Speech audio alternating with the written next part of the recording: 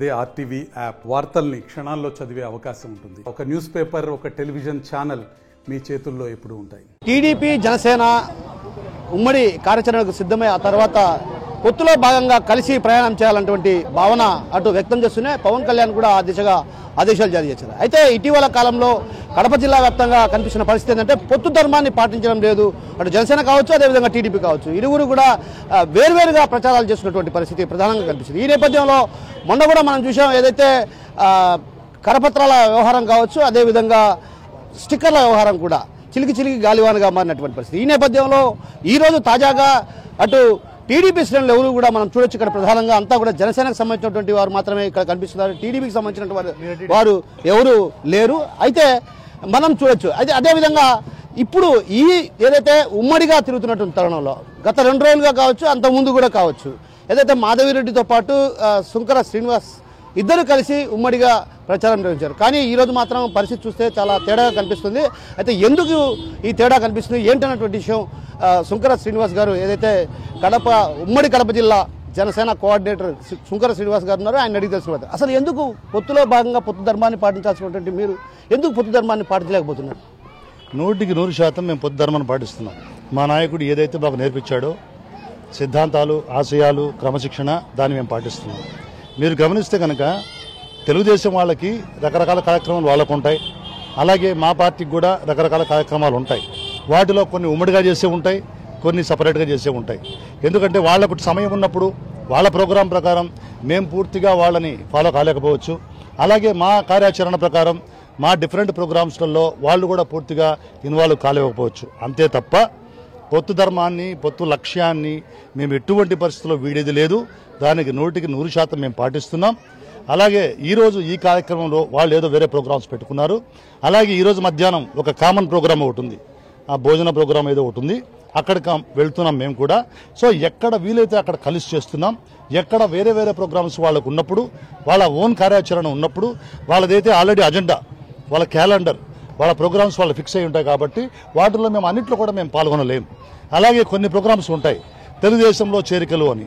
తెలుగుదేశంలో చేరికలు అనే ప్రోగ్రాంలో మా పాత్ర ఎందుకు ఉంటుంది? మా పాత్ర ఉండదు, మేము వెళ్ళాం. అలాగే మా పార్టీలో చేరికలప్పుడు వాళ్ళు కూడా రారు. ఇవన్నీ కూడా మా పార్టీలను బలోపేతం చేసుకునే క్రమంలో మేము మాకు డిఫరెంట్ ప్రోగ్రామ్స్ ఉంటాయి, డిఫరెంట్ ఓన్ ప్రోగ్రామ్స్ ఉంటాయి, ఇండివిజువల్గా పోయే ప్రోగ్రామ్స్ ఉంటాయి. తప్ప 100% మా నాయకుడు ఏం చెప్పారో ప్రతిపక్ష ఓటు చేయలనివ్వను అని దాన్ని మేము పాటిస్తున్నాం. అలాగే పొత్తు ధర్మాన్ని, పొత్తు లక్ష్యాన్ని, పొత్తు యొక్క ప్రతి ఒక్క అంశాన్ని కూడా 100% పాటిస్తున్న పార్టీ జనసేన పార్టీ. ఇప్పటికే ఉమ్మడి కార్యాచరణ ఒకటి శ్రీకారం చుట్టారు. అయితే కరపత్రాల్లో ఎక్కడ కానీ ఉమ్మడి కార్యాచరణకు సంబంధించినట్టు మీరు కావచ్చు, అది టీడీపీకి సంబంధించినటువంటి ఉమ్మడి కార్యాచరణకు సంబంధించి ప్రధానంగా కనిపించడం లేదు ఎక్కడ. ఏంటి మీకు అర్థం కావడంలా? మా పాంప్లెట్ చూడండి, మా పాంప్లెట్ చూడండి. చంద్రబాబు నాయుడు, పవన్ కళ్యాణ్, సూపర్ 6 చంద్రబాబు నాయుడు, షణ్ముఖ వ్యూహం పవన్ కళ్యాణ్, రెండు కలిపి పాంప్లెట్ వేసింది జనసేనే. తెలుగుదేశం వేసిందో లేదో మీరు చూడండి, ఎందుకు వేయలేదో మీరు తెలుగుదేశాన్ని అడగండి.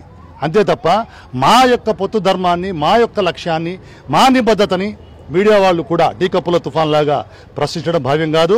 మేము 100% పాటించే వాళ్ళం. చూడండి, ఓపెన్గా చూపిస్తున్నాం. అలాగే ఎక్కడైనా చూడండి, మేము ఇక్కడ మా డిజిగ్నేషన్ రాశాం తప్ప కడప అసెంబ్లీ అభ్యర్థి అని ఎక్కడ రాయలేదు, ఎక్కడా చెప్పడం లేదు. మేమేమంటున్నామంటే ఎక్కడికి పోయినా కూడా ఖచ్చితంగా 2 పొత్తులో ఉన్నాయి, ఇద్దరు ఒకటే. చంద్రబాబు, పవన్ కళ్యాణ్ ఇద్దరు కూడా పొత్తులో ఉన్నారు, ఇద్దరు ఒకటే. ఎవరికి ఓటేసినా ఒకటే. పొత్తు ధర్మంలో ఎవరికి ఓటేసినా కూడా అది ఒకరికే వెళ్తుంది.